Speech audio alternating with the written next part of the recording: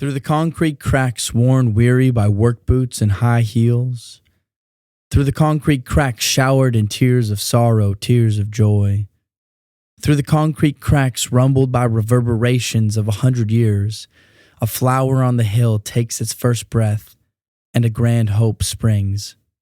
Welcome to the Spring Street podcast at the intersection of creation and destruction in the heart of downtown Los Angeles. And now, a word from the sponsors. This podcast is sponsored by Starship Kairos, a podcast studio available for bookings in downtown Los Angeles. Starship Kairos is where my guests and I make this show happen. Soundproofed, cozy, and equipped with professional audio gear, Starship Kairos is an ideal location for any type of podcast. Starship Kairos offers a full suite of services including content consultation, mixing and mastering, and custom jingle writing. For rates and booking, check them out on Instagram at Starship Kairos or click on the link in the description. And now, let's dive in. All right, man. Well, Jeremy. Yeah. Welcome to the Spring Street podcast. I'm glad to be here. Thank you. Thank you for reaching out and making this happen. Yeah, I'm really happy to be here. We're obviously not on Spring Street right now. We are in your workshop here at Joybonds Van Supply. Yeah. So it's an honor to be here in front of a build that you're working on. It is. Yeah. Well, it's unique. It's we've never done a podcast here, and glad we could do this. Man, I'm super excited. I want to jump into the story about where this idea came from, Joybonds, and because it's not a super old company. I mean, you're fairly new. Yeah, 3.5 years now. So take me to the beginning. How did this all start? Yeah. So there was a time where I was working a corporate job as an executive, and we wanted a better way to recreate as a family. So like a lot of people, and I think it probably would have been on maybe the earlier side, about 6 years ago, I saw these vans in Central Oregon cruising by. Not a lot of them, but saw Sprinter vans, and I decided to build one for our family. But we had a unique issue. We had 3 kids and a fourth on the way, and we had to figure out a way to travel them all safely and also still have some utility out of the van, so we weren't just building ourselves a more expensive version of an SUV. And I thought they looked awesome. That was number one, but we needed to be able to sleep in it and have it serve us at the trailhead. And we love mountain biking, so that was our big goal. And so I launched into buying a 2017, and starting to outfit it myself. And that was painstaking and nail biting, and the electrical was intimidating to me, and we had to figure out a way to do L-tracks on the floor, a lot like the smart floor that you see coming out of the Netherlands. This was something we had to come up with on our own. We didn't know about any of that stuff. Probably didn't even exist at the time in the States. And just for reference, these are the L-tracks, right? Yeah, exactly. So that's a DOT tested.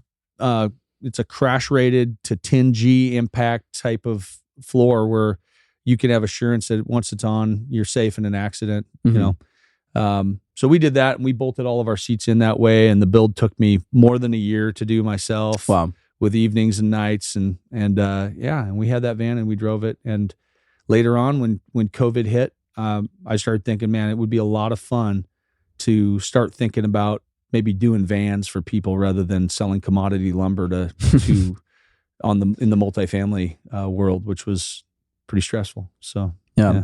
So at what point did you decide this is what I'm going to do? Did you have a client already, or I guess like what came first, the client or the business? Yeah, there was a local salesman, Mercedes salesman, that while I was out peddling lumber, and I sold large lumber packages all around the country, right in the midst of COVID, he called and just said, hey, you thought more about going into business? And I had mentioned it to him, and he had 4 loaner like service vans that all had really low miles on them, and offered me a pretty good deal if I could buy all 4.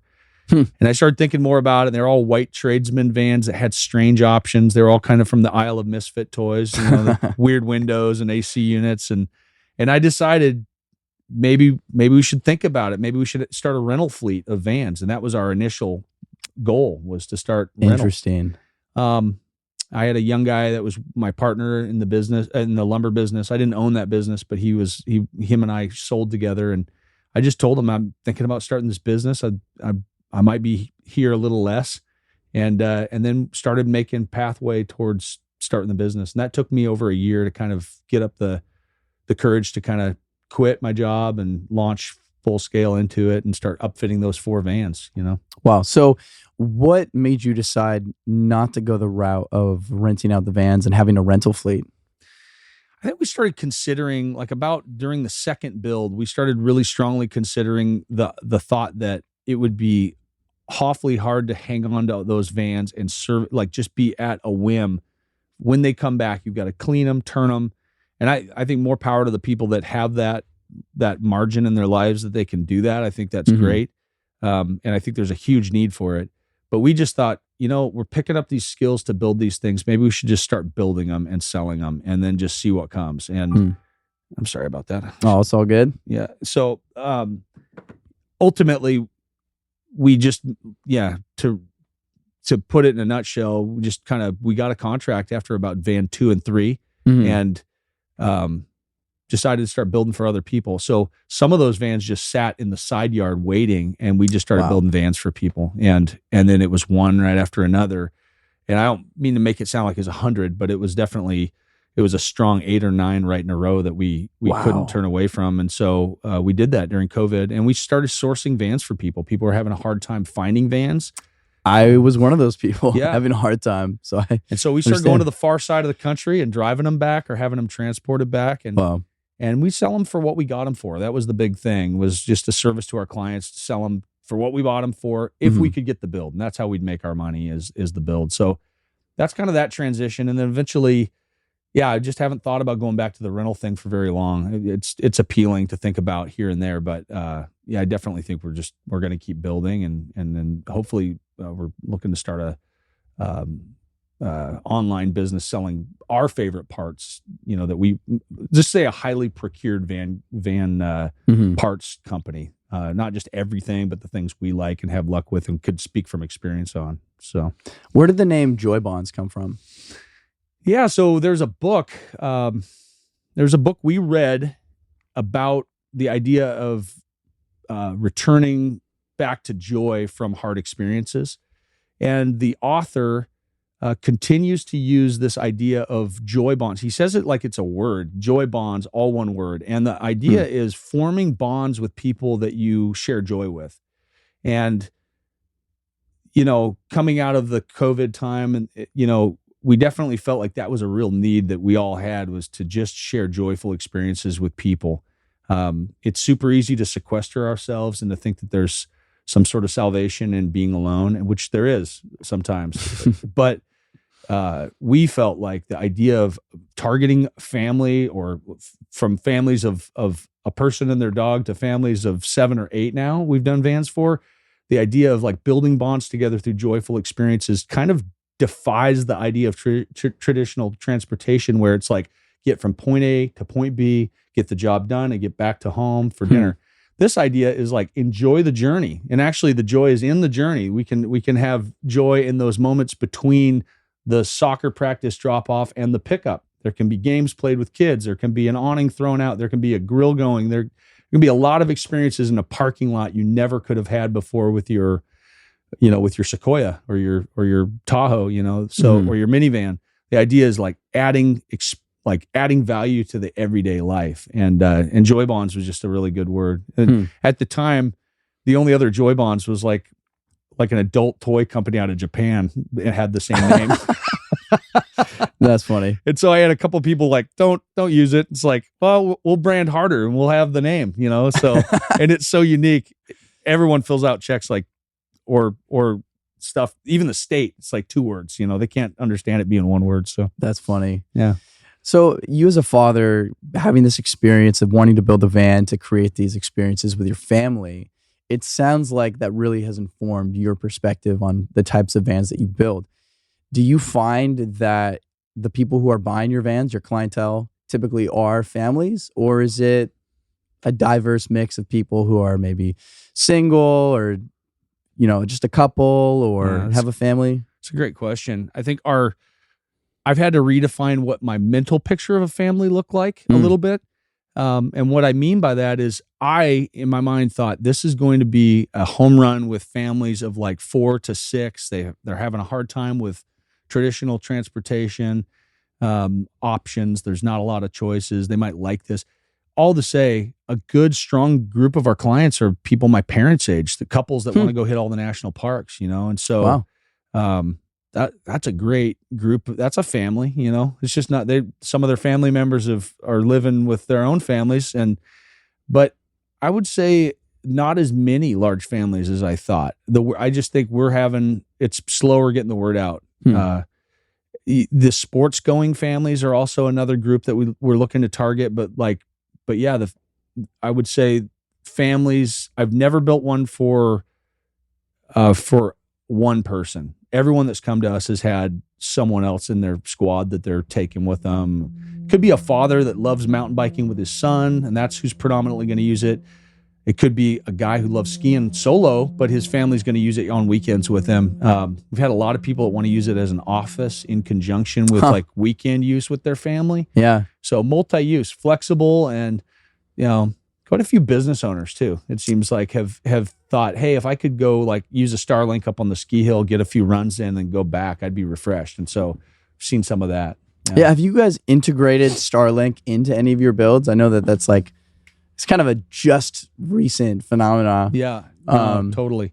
Have any of your builds incorporated that? Yeah, I think 3 now have incorporated it. And we've done it a lot of different ways. The way I really like the idea of a flat pack Starlink, which now Starlink is offering their own version of a mobile, but long before they were offering that at a hugely expensive price, people were cutting the motors out of them and flat packing the Starlinks in acrylic dishes so that in a flat position, they'd get, a high percentage of their usability. And then you don't have to fiddle with getting up on the roof and articulating them, putting them up on their stands. In most of the cases where we've installed them, we've given people the link and a mount up top, and then they go click their dish up there when there's no chance of knocking it off on a tree. So it stays in a case in the van, can't be stolen. You click it in when you get to your location, and then you got high-speed internet. Now, T-Mobile's new home internet little bundle is pretty rapid, and I wouldn't say that it's as fast as Starlink in the Alvord Desert or Moab, but it's enough to function, and that's good to know that's a wireless option for people. Yeah. Are you talking about that little 5G console? Yeah. I have a buddy who uses that, which is crazy. He has internet 24/7 in his van. Yeah. And he's able to also use that with his security camera setup on the van. Oh, that's so awesome. He can always monitor the van from anywhere. From anywhere. From a VPN type. Yeah. Yeah, which is incredible. That is incredible. And now too, like, so many of these components, the way that things are going is this idea of components that can interface with, say, a CAN bus type system, and then that whole system can be monitored from a VPN. So Victron, our Victron system, if you get within Wi-Fi, including your own console or Starlink, we can troubleshoot, or Victron can troubleshoot your system's issues from Europe, which is wild. So, and that was a big reason for us switching over to Victron, not entirely, but most of the time. If it's an extravagantly complex build, I want someone else to be able to have eyes on it, and for us to be able to troubleshoot if you're in the middle of Florida or if you're here, Yeah. So, to dive into those details a little bit, I know that you are a big Victron guy. You can't see this on the camera, but I'm literally looking at like an all Victron solar setup, which is incredible. What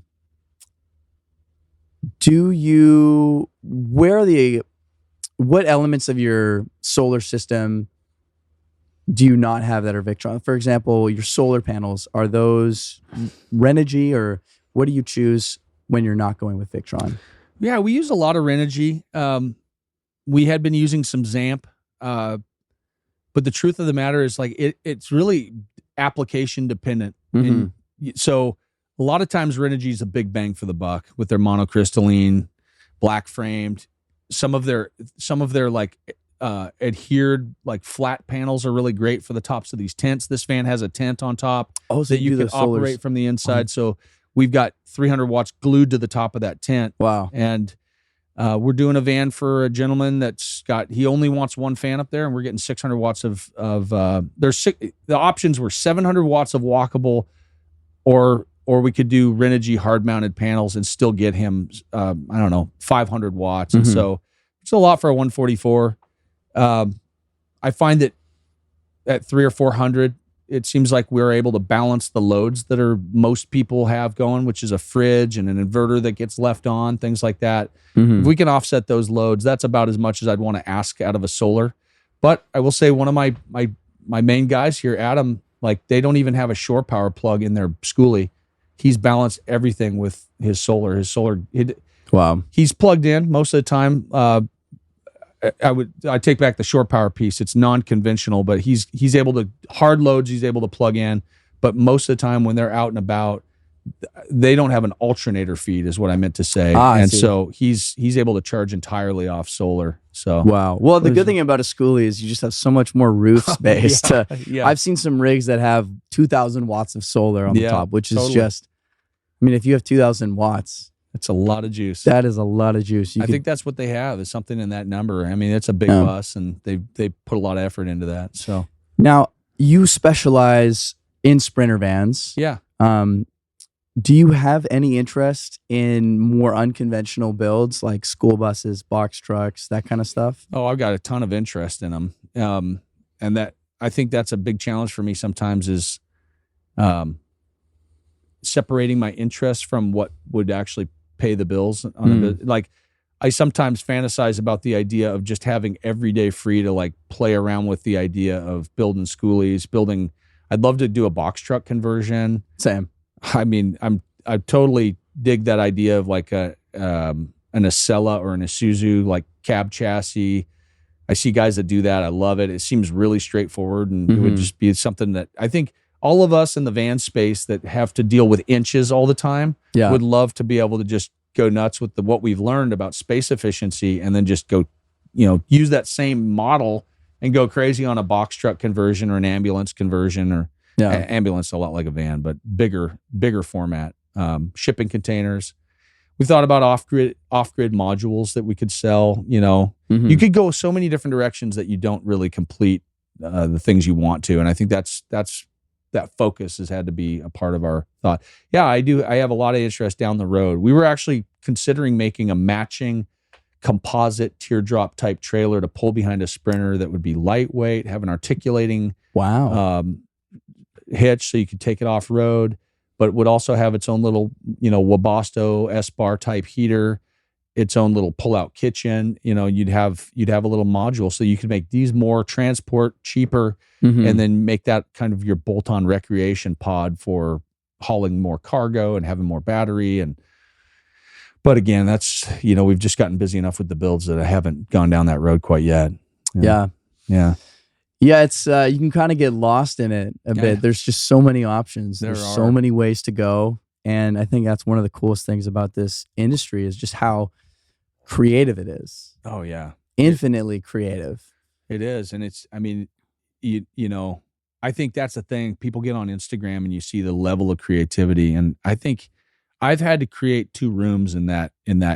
I think the beauty of this whole thing is that, I mean, your van outside, right? Like, you built that van. That's your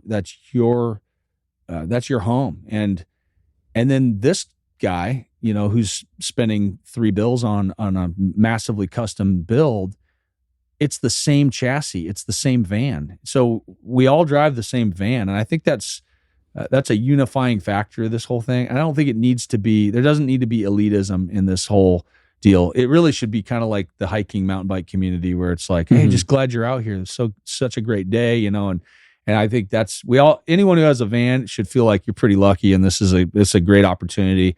I love the fact that they all have the same bones. You can go it's not the same with custom homes, right? Like, you can just go crazy with square footage and siding and all, but it's like, this has the same exterior. It's got the same backbone, same motor. We're all driving the same thing. What you put inside is what makes the difference in terms of cost, and what you bolt to the outside, but really it's not too much more complex than that. So, yeah. Yeah, it's interesting, that unifying factor. I was recently at a huge van life gathering in the desert. It's called Palooza. Oh, okay, cool. And it's people from all walks of life, all types of vehicles, nice vans, old vans, pretty scrappy vans, Yeah. school buses, box trucks, ambulances. And yet it's that unifying factor, kind of similar to hikers and mountain bikers of Yeah. like, we're all doing the same thing. We're all making that leap to live in a van, whether it's just camping, whether it's full-time, whether it's part-time, whether it's like I used to, and I just came out for this experience. Yeah. Just that shared collective experience. Yeah. What have been some of your favorite memories with your own family on the road? Yeah. In the van. That's a great question. The girls always joke around about me giving the 2-finger salute to other Sprinter owners. Yep.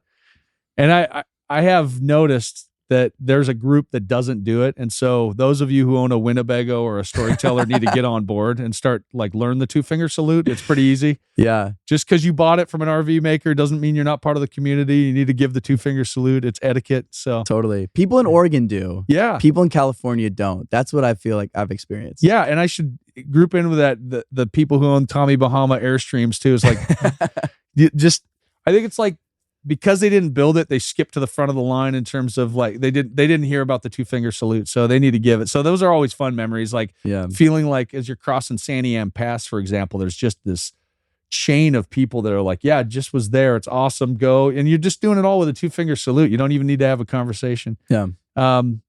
Yeah, we've had a lot of times as a family just camping, and we haven't camped as much as we want. This summer we've got a couple big trips planned, but I mean, we've loved the times where we've just been able to, a family of 6 in a 144. That's always been our thing. Now we're going to move to a 170 and with a tent on top, which will be a game changer. But we've used kabunks on front swivels. There's some great memories of 6 people sleeping in a 144 with a max fan going for all it's worth, and and then you get up and the car's covered with snow and you are toasty in there. It's a cool feeling, and getting to the place where you just feel like you can manage it and you've got the things you need. That's fun. I mean, I guess we have to think of ours more like a tent. It's not, you're not going to be lounging around in there watching the Super Bowl. It's not an RV per se. It's a place to sleep, but that also lends itself to this idea that the outside is the adventure. Get on out there, get on the bike, get on the hiking boots, and let's go. And so there's been some good memories in Central Oregon, especially. We've spent a lot of time and a lot of cool time at the trailhead too. Knowing that we can bust out some food and eat it when we get back to the car, set up some chairs and just hang out under the awning for a couple hours after we hike. Someone's throwing a ball around. It's been cool, a cool way to just stay and just be, rather than always feeling like, oh, we're hungry, we need to move on, and I think that's the idea that the van really from the get-go was could this change it for us the way that we experience, the trailhead, the trip, and it has, for sure. It's kind of funny what you mentioned about just being able to have your food with you and that feeling of oh, I'm hungry, but you got a place where you can eat. There's been times where I've forgotten that, oh, I have a van with a full kitchen. Yeah. And I got a fridge full of food, and I'll be working a job and I'll be hungry and think, oh, I actually can just go to my house. It's right here. Yeah, it's right. My house on wheels. Yeah, exactly. That convenience it's really hard to beat. Yeah. And that's what we're trying to boil down into. We know that almost nobody has ever bought a van from us and wanted to live in it. That's not who we cater to. It's just not who we've had to cater to. And we would totally build a full-time van, but there's different purposes in those builds. And we want to take huge page out of the notebook of the people who live in their vans all the time and give some of those conveniences to the people that are just using it as transportation. So what are those things? Well, knowing you got food there, knowing you can stay warm. I mean, these are knowing you could stay cool when you need to with the car off. It's like a purpose-built design rather than flexing your Instagram muscles and doing 1900 amp hours of juice and 20,000 watts of solar on top to be, I'm exaggerating, of course, but it's we've had to get a step away from the bling culture that's that's invaded the van space and start to say, okay, what's cool, functional, and really would serve people's needs, but nothing more than that. Like we're not here to sell people on extravagances that they don't really need and if you're not going to use, like, no exaggeration, real story, 120,000 lumens of light on the front of your van, then, I mean, if there's some purposes where you might, like, you want to go, like, point your van at a ski hill and ski it at night alone. But there are a lot of times when you probably don't need that. And if cash is tight, use that where you need it, not where it looks cool. And then just swallow that pill of, hey, my van's not the coolest one in the neighborhood, but it's better for me, and that makes it the coolest, you know? Yeah. So, what are some of the top requests that you get when people are doing a build with you? Oh man, really, like, air heaters are always, like, really important, like staying warm. You know, you got beyond the basics, you know, obviously the windows and things like that. Smart floors we get a lot of smart floor clients that come in and just want us to put a floor in only. Mm-hmm. And the smart floor, that's so you can fix like a so DOT tested. That's right. And with two clicks of a handle, you can pull your seat out in. You can move it in 1 inch increments on the L track. So you think about an L track, it's 1 inch increments. Mm-hmm. Anywhere on that, you can mount seats. Wow. You can turn them around. We have swivel kits for them. I mean, it's a really convenient way to do seating, especially if you think, hey, my kids aren't always going to be with me. I want to haul a couple dirt bikes or mountain bikes, or maybe you just want to use it as, like, the only way to justify the spend is it's the family truck too. And so you click the seats out. It takes you literally 2 to 3 minutes to get 4 seats out of this thing. They're in your garage, and now you have tie down points everywhere. And these tie downs, I mean, you can pull like 2,000 pound uplift on a point. So you can strap lumber into this thing. Wow.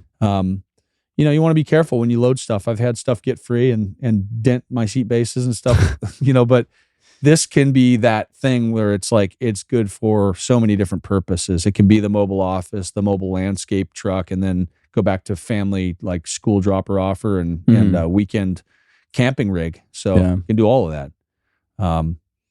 That's a big request. And then, you know, I think a lot of people want solar, but they don't know why they want it. They just feel like they ought to do it. It seems socially responsible to harvest that energy. Yeah. But a big thing we're getting into now is, and something I suggest to people is, you know, yes, harvest the sunlight for sure, if that is an option. But also your motor's running, harvest that. That's key. I mean, that's fuel that's getting used one way or the other. Make the most of it. And so secondary alternators, big spend, but it makes solar power seem like you're drinking out of a coffee stir stick, you know, and it is like a fire hose of power going back to your batteries. You'll never want for power if you have an alternator. I mean, you can run your van for 15 minutes and charge what solar would take several days to give you. And so solar's amazingly more cost effective for some power input, but if you're thinking, man, I'm going to, and again, alternator, I would never suggest that to someone if they didn't have big consumers like an AC unit, induction cooktop. Mm-hmm. If you're cooking with propane and you don't have an AC unit, don't buy an alternator. There's no need. You can get a DC to DC charger, give yourselves 30 amp increments, which we found that with the newer Sprinters and Fords, you want to limit that to probably 2 of those, so 60 amps total coming off your starter battery. And an alternator, just to give you an idea, would give you 250 amps at highway speed. So there's a big difference. And then that leads to a whole nother conversation about, like, if you're picking your power output source, i.e. the alternator, you can pick it in 12, 24, 48 volt. Now you can cut wire gauge way down, go to a 48 volt system, but there's a lot then to figure out as far as, like, what'll your native loads be in your van? Will they be 12, 24, or 48? And that's and then there's some storage size constraints. But power options is a big thing. Most people really, they want a fridge. Some people want a sink, little running water. Most people, and honestly, in this group, it seems like some want a shower, but a lot just really want something to wash down mountain bikes, gear, wash sand off legs, and be comfortable on the ride and hanging out at the beach or the mountain. It's so interesting for me to hear that perspective and think about the tailored experience of I guess, like, use purpose. Yeah. So with a family, who's just kind of taking things out for a camping trip, you're going to want maybe a totally different build than somebody like myself living full-time in a van. Yeah. It's so fascinating to think about those different needs and those different pain points and those, totally. And those seats kill a lot of the space that you would otherwise use for yourself if you were living alone. And so I think maybe that's one of the things is that we routinely will have this issue. I'd say the closest we've gotten is there's a couple that's trying to hit every national park. They're in their 70s. Mm-hmm. They don't have seats back there. We've built them they've got 2 fridges, pretty big, 65-liter fridges. They have a deep freezer they've turned one into, and then they've got a marine fridge. Nice. They're able to and they've got a secondary alternator, AC unit. They've got a big Murphy bed. I mean, big kitchen. And I would say that one you could definitely live in comfortably, tons of storage. But the more seats you add, all of a sudden your choices change dramatically, right? It's like the advent of this pop-up tent changes everything for couples thinking about maybe living long-term. I would, if you can swing an upper, and there's a handful of options now, but we've used Super Pacific out of North Portland, their new cloud cap. It changes the game because now all of a sudden you can have your sleeping area up there, including a down liner for winter type nights. Your heater is going to push air up there. We can plumb AC up there if you really want to. But the big thing is now the downstairs can be entirely cooking and hanging out, and that maximizes that space big time. So now you've got 2 separate living spots, which could be a big thing. I mean, I think that's such a cool way to go because I haven't seen a ton of sprinters with a pop-up tent. Yeah. And just thinking about like the full utilization of that space, especially if you have alternator power, you can throw like a low profile solar panel on top of the tent. Yeah. Even for somebody who is like a full-time digital nomad. Yeah. If you can have a office area down below. Yeah.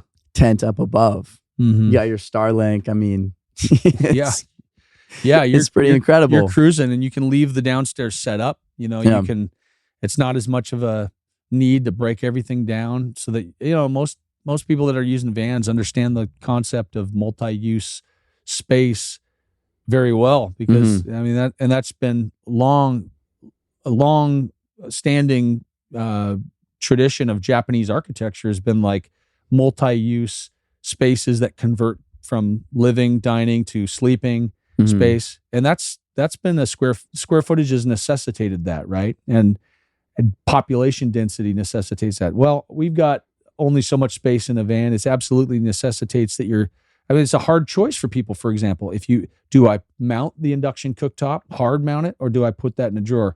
Do I go with a sink or do I kind of just fill a basin outside because they know that those countertops are going to be, transit areas for people getting in and out of beds when you have bigger families. And so, so all of a sudden now you've got this option to leave spaces as they are. And I'm curious about the experiences that people have once they buy a van from you.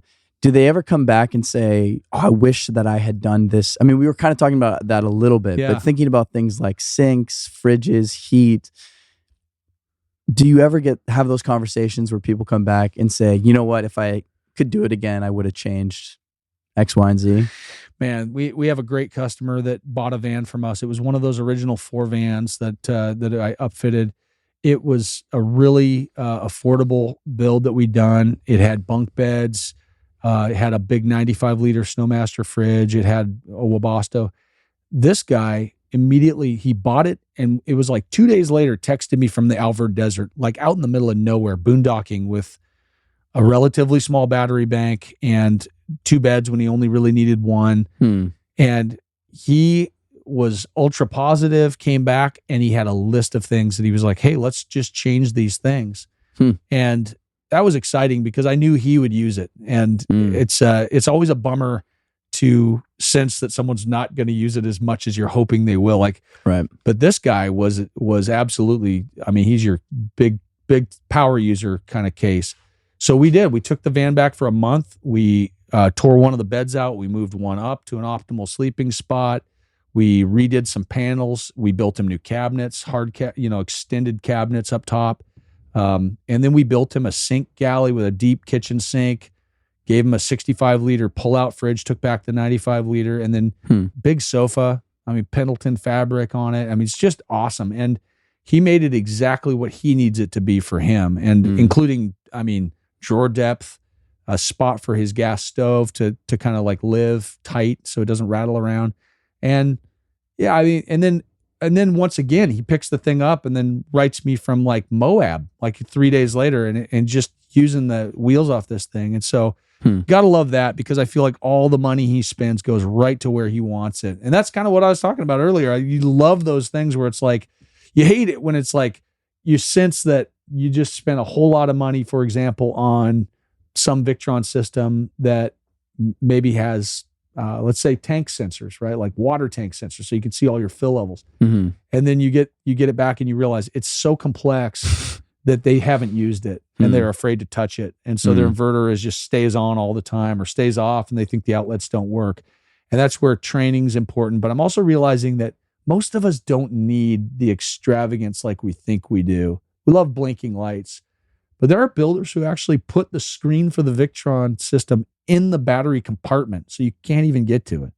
They do that on purpose because it's overwhelming to look at when you fire that thing up and there's 1,900 settings you can get to, and you hope people don't, So yeah, I more and more, I just really want to take it to the common denominator of use and complexity.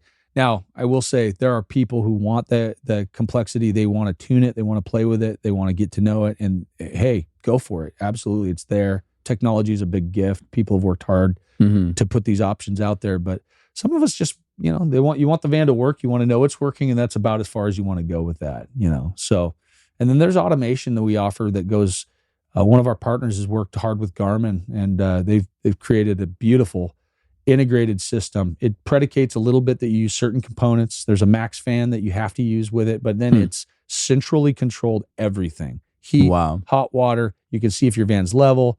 You could tie in cameras. You can tie in Fusion audio.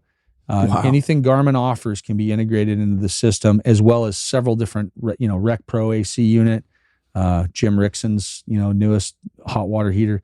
I mean, this really cool technology, and they've worked hard to put that out there. It's beautiful. And if you want integration that's important to you, then it's there for you. And certainly something that we and other builders are starting to, see some requests for. So, as a van builder, what do you think, if you were to choose one tool or one feature of your shop, what has been the biggest game changer for your builds? Oh man, probably like a lot of people, I'd say a CNC machine. It was a big jump off for us to do it. But the CNC machine is like, it is, we were spending a lot of time jigsawing templates. We'd trace, we'd get as close to the line as we could. We'd use a belt sander.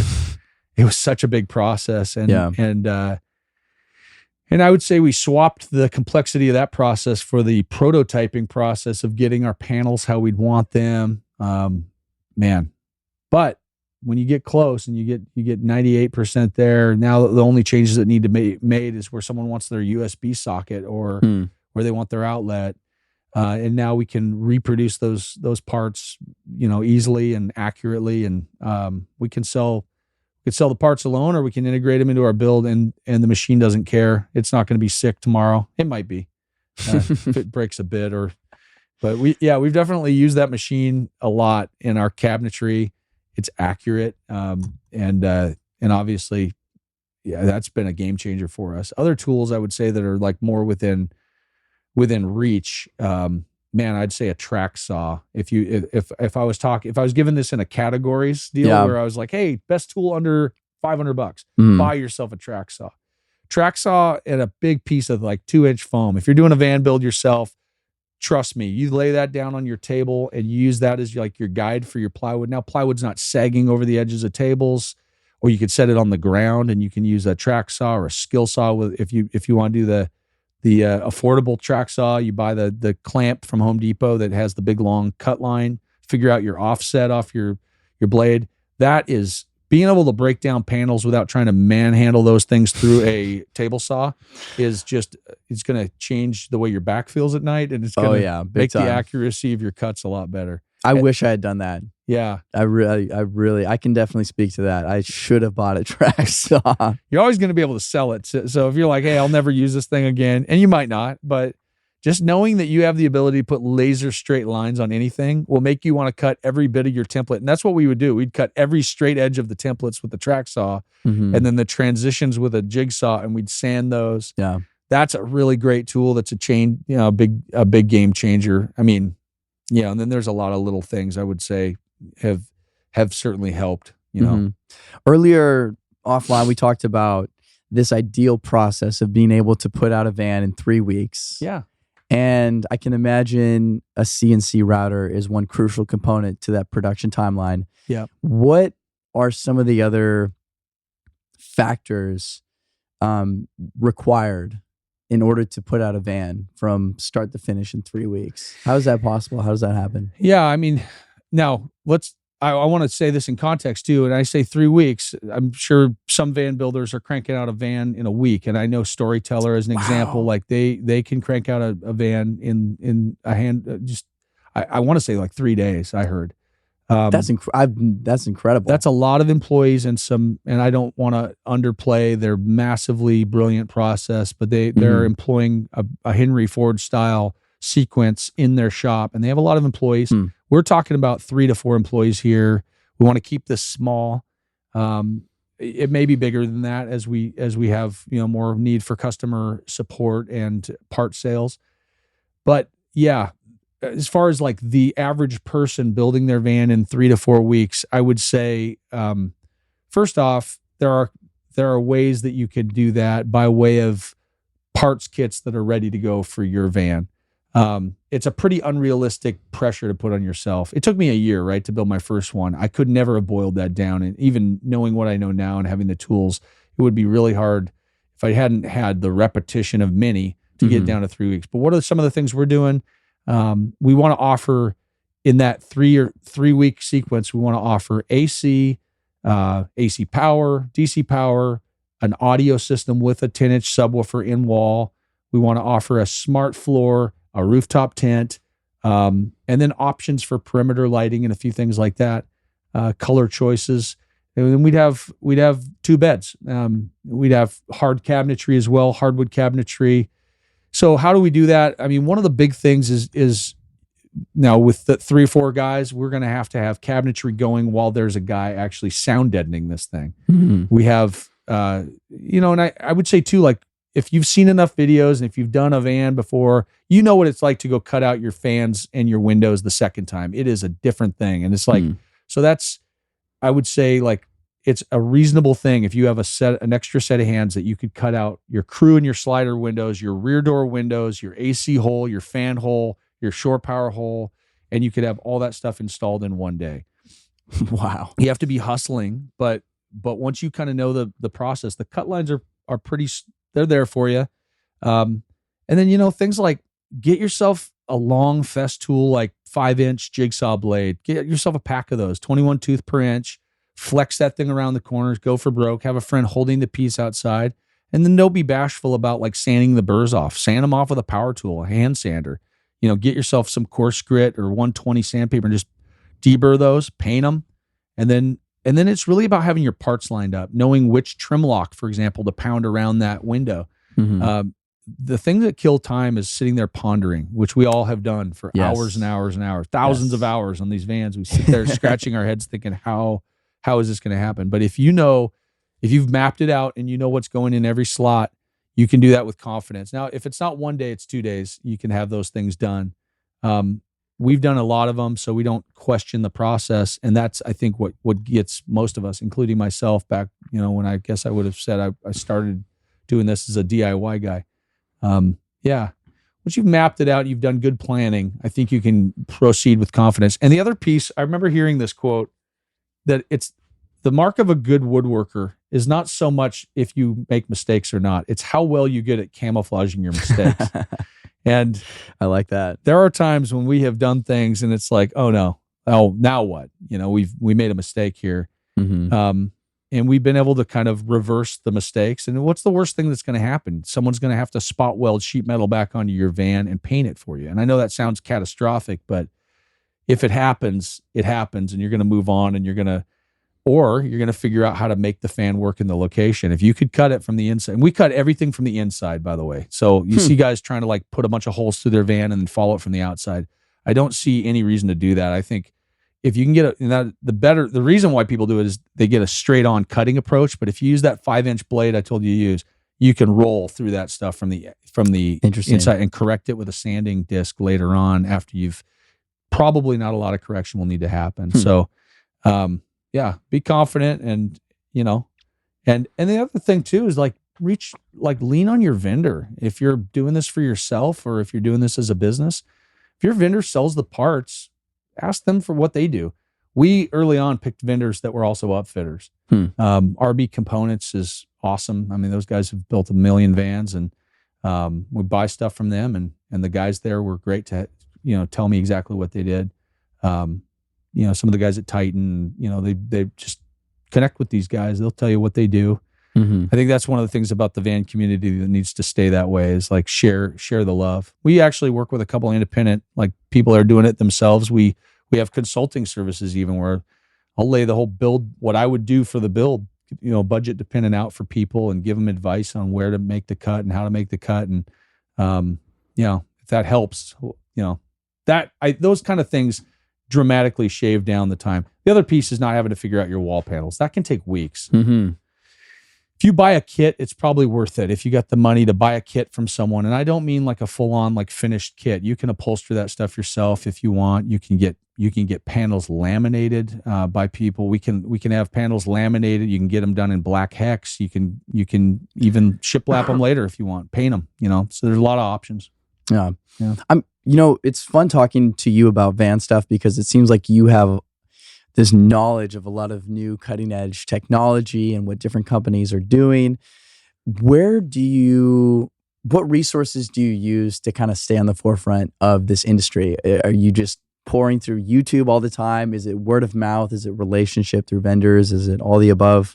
Where do you go for your information? Yeah, that's a great question. I have to say, like, at first I was ultra embarrassed by the fact that I was out here in Newburgh and I was not within have a beer with the other builders range. Those guys, at least in my mind and from what I've heard, they get together. There's friendships there as there ought to be, and they're within nexus of each other. So they get together, share thoughts. They share employees. I wouldn't say share. Some end up inheriting other people's employees. So there's some cross pollination that happens. Yeah, we're not. We've had to rethink things. Rick Rubin, I'm reading his book, and one of the things that has occurred to me a lot is like when you have to innovate on your own and no one's told you how to do it, no one's giving you the pieces to the puzzle or giving you the box, you end up creating things that are new. They're not always great. Sometimes they're weird. Like a musician that never plays with other musicians, you kind of build weird habits. But thankfully, by way of doing this and comparing what we're doing with builds that we see come in and continuing to innovate, a lot of the things that we've learned and do is kind of our own brainchild to some degree. But on the flip side, customers bring us a lot of new ideas, which was a surprise. And that's another thing. It's like I always felt a little embarrassed that they're bringing me the new idea, but I have some clients that they spend a lot of time looking at what's out there, and they'd come to me and say, "Hey, what do you think about this idea?" And man, a lot of the great requests have come by way of customers. I've got some customers that live out in kind of North Portland, and man, great ideas. And he's surfing the web. He's got fingers on what's out there. He's got neighbors with other builders' vans. He's able to look at and kind of, and so he brings me requests. A lot of my customers and clients will do that. Well, they'll surf social media and look at something that they saw in Europe and say, "Is this something we could do?" And we'll end up doing it. So. And then otherwise, yeah, I mean, I look at some of the amazing things that some of the other builders out there do. We've got a lot of builders in Oregon, but there's some, just great builders popping up all over the East Coast and stuff. And some of these guys are consummate woodworkers and, and excellent steel workers and, great with aluminum. And some of those ideas have definitely inspired us to push it a little harder in certain areas and offer some different things we wouldn't have offered before. And then, man, I'm a big fan of out of industry, like looking outside the industry, not just at the overland thing, and doing overland inspired stuff, but like looking at the nautical sailboats, looking at, I love woodworking videos, Blacktail Studios and some of these guys on YouTube. It's just like, yeah, Blacktail is awesome. Yeah, I big love inspiration to me, seeing what he does and seeing the beauty he pulls out of wood is, I've definitely gone from seeing that this needs to be production to there's room for artistry here. Mhm. And I want this to be a unique expression of what we feel like people need. And Rick Rubin put it really uniquely, like, the Beatles, they were looking to impersonate rock and roll that they heard in the United States, but it ended up being very much their own thing because of they're different. They're just different people, just like every one of us is different. And so I want this to not be a replica of anyone's work, but to be uniquely us and also a unique expression of how we want to meet the customer's needs in a way that we see the solution could work. And so I won't say everything's 100%. There's only so much room to do electrical. You can't express yourself on an electrical board, but you can meet unique needs and help people to make better choices with how they spend their money on these van builds, So How many vans have you done at this point? I'm going to say probably in the 25, I guess. Wow. So That's awesome. and again, that's not doing the comparison game is hard because there are guys that have more employees and they're banging out vans, and I think there's a place for that, and there needs to be those guys. We're not going to be the Winnebago or the storyteller in our space because we're not willing to go to that level. And I'd like to stay in touch with what the customer needs. And also, we're selling to a niche. I mean, they are doing something very unique that had never been done before, which was be a brand new spot in that RV space and make them for a smaller group of people. We're looking to make them for a larger group of people that have unique transportation needs. And so, 25, I'm going to say around there. I don't know off the top of my head exactly how many, but probably in that neighborhood. How do you deal with liability? This is something I think about a lot with van builds and people selling their vans after they've built it out.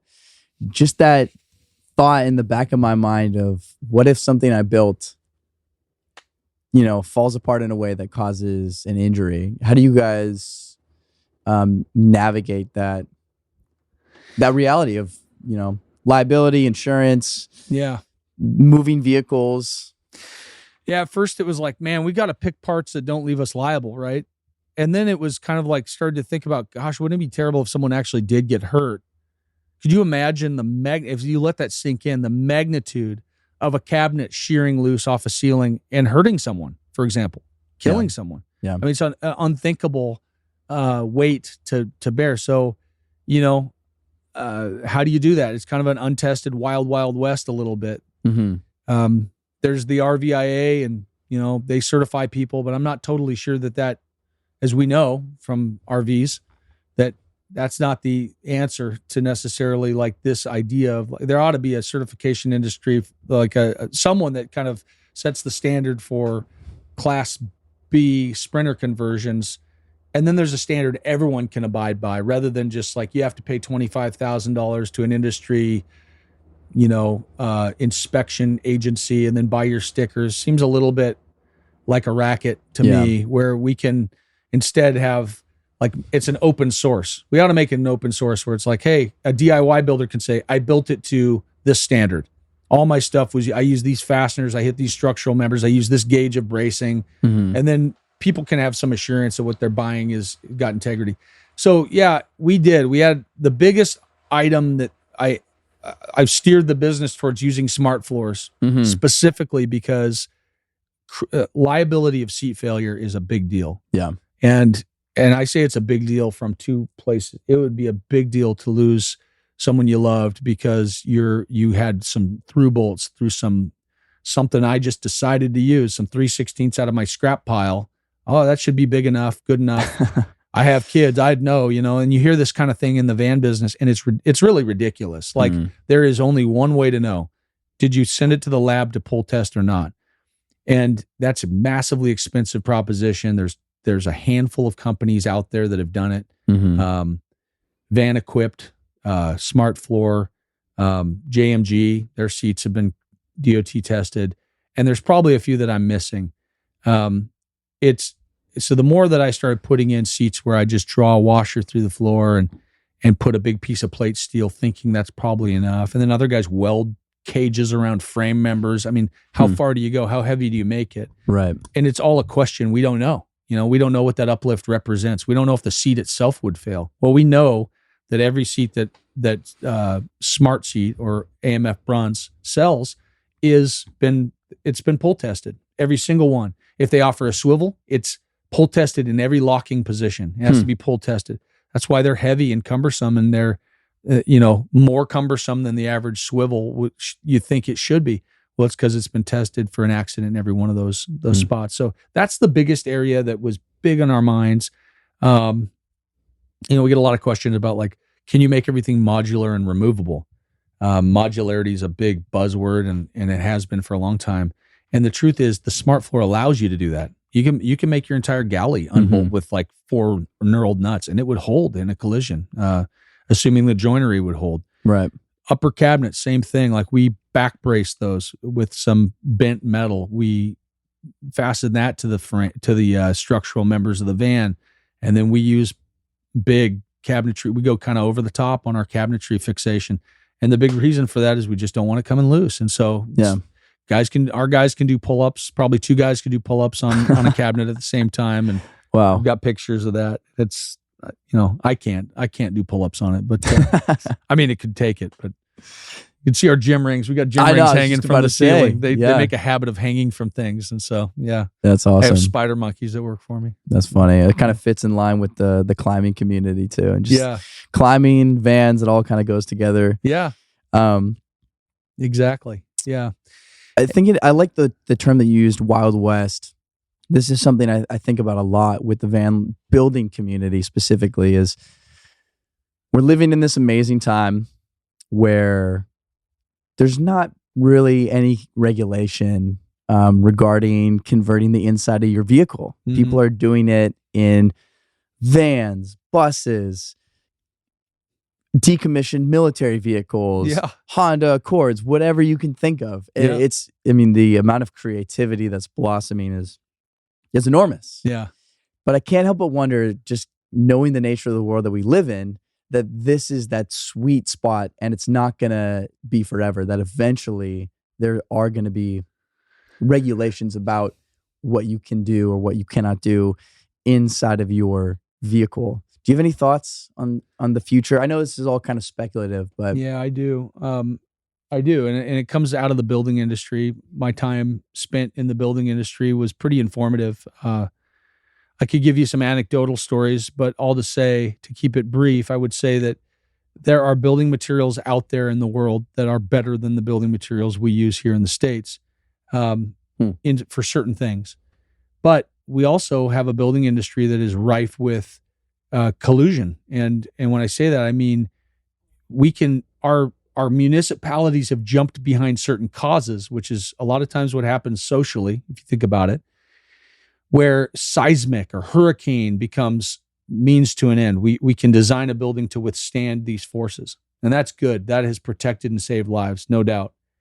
But to make it a barrier to entry where it's so expensive to have your stuff tested by those standards that you can't get into California, for example, if your stuff can't take, I mean, there's fire ratings that make it pretty expensive you can't be a mom and pop material developer and very easily get your material UL rated for use in a building in certain constraints.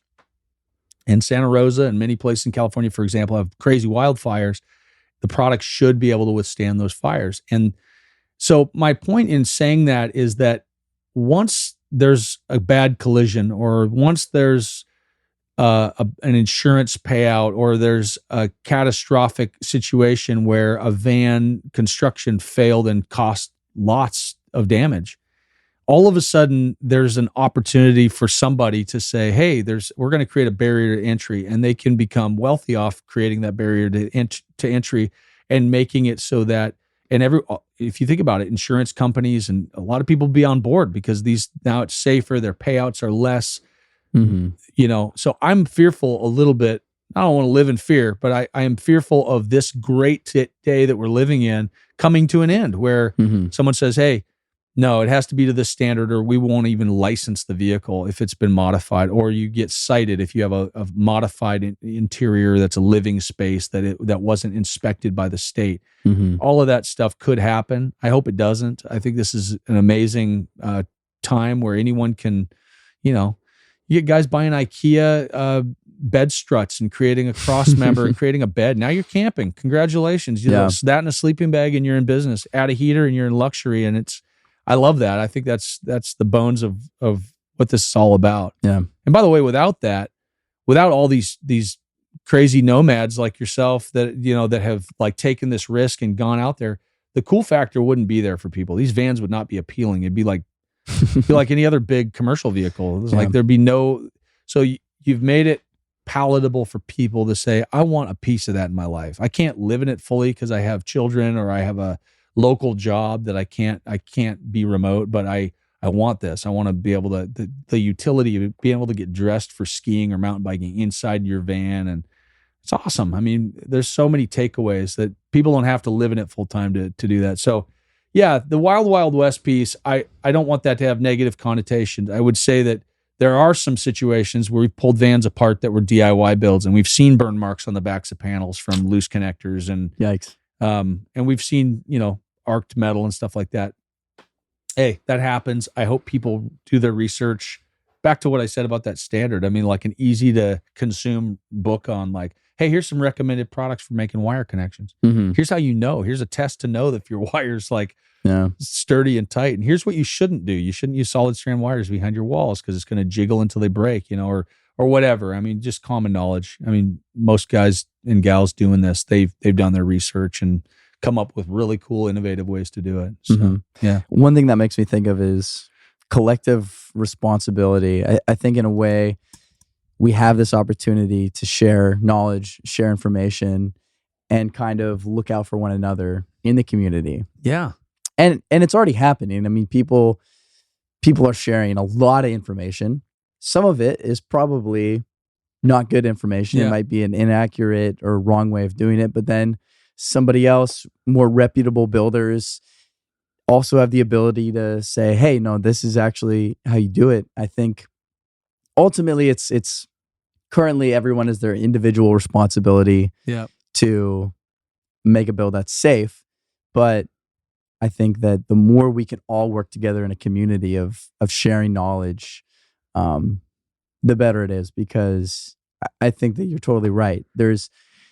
All it takes is one catastrophic incident to change the industry. Yeah. And so the more that we can offset that or avoid that by being able to share knowledge with each other, I think the better. Yeah, and there's a bit of a siren's call too, right? Like there's cheap product coming in from overseas that sometimes isn't tested, isn't safe, and there's no accountability.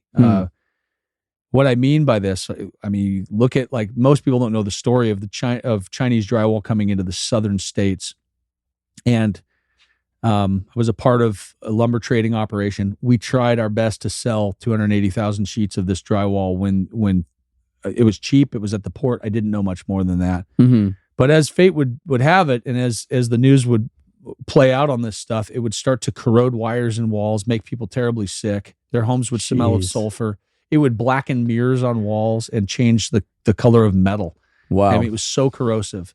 There was a massive class action lawsuit, and all the players overseas just declared bankruptcy and weren't held accountable. And wow, that can easily happen. And so the idea of representation is really important. I love the idea of a company that's local, or at least has local representation. For example, like Webasto. Here's a good example. Like a Webasto, you can buy a Webasto from Estonia, or you can buy a Webasto here in the States. You'll pay more for the one in the States. Why? Well, it's got local software, United States software. It can be diagnosed and fixed here with a parts kit you can buy here. You buy the one from Estonia, everything's going to have to be on eBay, hoping that you got the right iteration of that heater. Same is true of Chinese heaters. They're a fifth of the cost of a domestic or a German heater.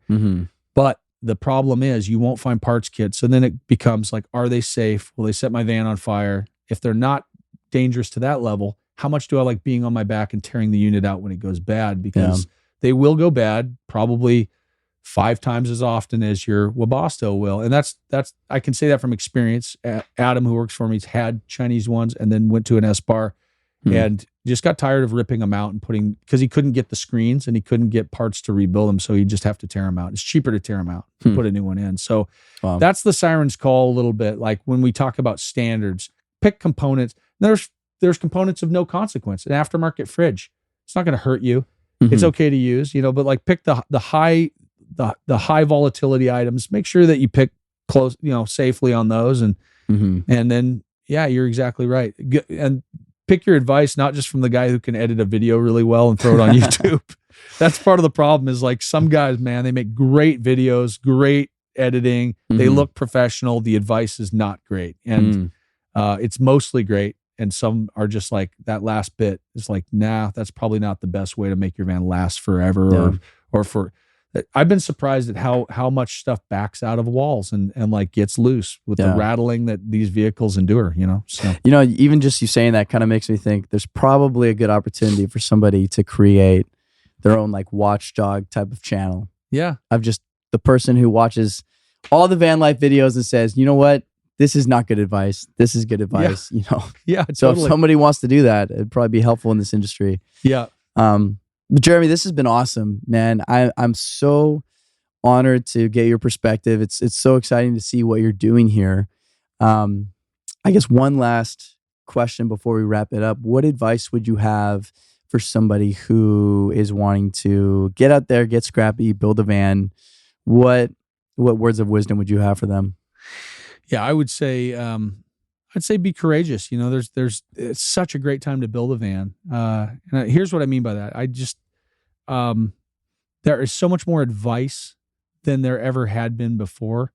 For example, like audio has always been something very intimidating to people. We're thinking about packaging like a pre-tuned amplifier with pre-tuned components that are components that are that the tuning is based on, giving people instructions. There's some fantastic stuff online, almost on anything you could want to do. And here's the other piece too. Like if there's something that is your roadblock, like a gas or a diesel heater or a floor, man, look around and know that the van industry is not what it was during the pandemic. Like people can do things like that for you at a reasonable price. Or if not van upfitters, van people that know their ropes. Ask for help. Get someone over. Get them a beer and knock the Webasto out. It doesn't need to be a big roadblock. And I wish I had done that early on. Communities, we were built for people. Like we were built to know people. And you'd be amazed, man. Community is willing to help, loves helping, loves being helped, and loves being known. And I think that's what Joybonds is all about. Build some Joybonds with someone. Help them with something have them help you with something you don't know. And that's where you can lean a little bit, even if it's a forum. Like, hey, I live in San Luis Obispo. Does anyone else live here? Or go to an upfitter and say, I'm thinking about doing this myself. Could I pay you $50 for a few questions, and then knock your questions out? I mean, just be innovative like that and go, like, people are glad to help. Yeah. I think. And if they're not, move on to the next person. There'll be someone glad to help eventually. That's like, I'd say jump in like that and think about, doing like type things when you're at that stage. Like cut everything out all at once. So you don't have metal shavings on carpet, for example, or, just knock all that stuff out. Decide what you want to do and just move forward. I know that oversimplifies. And one of my least favorite things is people that forget what it was like when, ... And I hope I'm not doing that, but I can definitely say that, like, if you kind of think about, all right, what are all the things that are going to make metal shavings? Do those things all at once. Even if you're putting one off, just do that thing and then move on. And then it's behind you and you can kind of, there's always that transition that you're hard to, it's like, how am I going to seam this to this? And what am I going to do about that? Well, you'll figure that out, just kind of take your best swipe at it and move forward, On that note about, forgetting about what it was like when, I will say in my experience, all the jobs that I was the most intimidated by, Yeah. once I finished them, I look back and I think, that wasn't that bad. Yeah. And before I did them, they were the most daunting, the scariest. Cutting out the hole for the max air fan, or doing the electrical, or taking off the sliding door. All of those things just seemed like, how am I going to do that? Yeah. And then you do it and you look back and you're like, okay, yeah, it wasn't impossible. You're right. I think that's, I mean, literally, I can't tell you, I lost nights of sleep thinking about my electrical for the first fan I did. I could not figure, there's so much information out there. Yeah. And I'm sitting there pulling different, I'm paying for like little $10 wiring diagrams here and there. And God bless all the people that put together these diagrams that were sound. You know, at the time there weren't a lot of them. Yeah. And now, man, you can get on like Explorus, you know, and just blow it up. He's got 1,900 wiring diagrams for you to consider based on your scenario. It's like some of these guys have created incredible content, and they're Victron guys, you know, or you can, by the way, plug in any component that does that thing, but the diagram is sound. Over fuse. That's the other thing I'd tell you is like many of these diagrams have multiple fuses for every load. Don't hesitate to throw an extra fuse in it's better your fuse fails than your cable or your component, you know, so, or whatever could happen from a failure. So, yeah. And you're right. Every time you do that hard thing, the muscle and your own confidence that, hey, that gap, I'll figure that out. I'm not sure what or how now, but it will come to me. You'll have that moment while you're in the shower or something where it's like, totally. I know what I'll do. Yeah. Just found out about this flexible material that'll cover that gap and look really good. So, yeah. Well, Jeremy, thank you so much, man. It's been an honor. Thank you. I look forward to seeing the bills that come along, and thanks for being on the podcast. Hey, thanks for having me. This has been fun. Thank you for listening to the Spring Street Podcast. If you'd like to support the show, sign up for the Patreon to receive exclusive behind-the-scenes content, and check out the sponsor links in the description.